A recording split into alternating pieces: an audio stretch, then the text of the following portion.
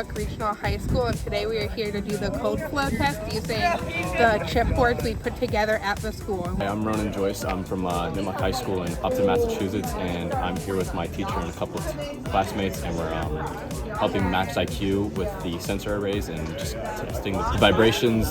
There's particle sensors to test for soot and CO2, and I think there's some environmental sensors that test for the weather and stuff like that.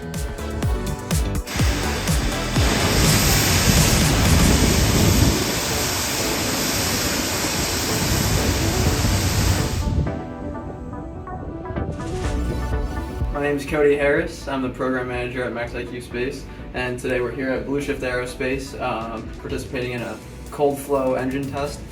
We had students here today who were asking some great questions to the engineer and to the CEO. They had questions about the business strategy, they had questions about the operations of the vehicle, and most importantly though, you could see that they were really thinking critically about each and every different aspect of the process. So how does the cold flow relate to the static fire, and how will the static fire relate to the actual rocket launch itself?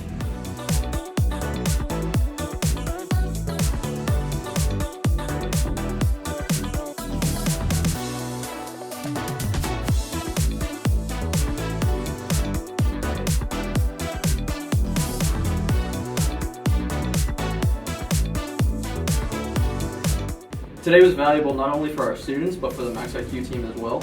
This is the first opportunity that we had to be able to test the 3U enclosure that was designed by an undergraduate student from Princeton University.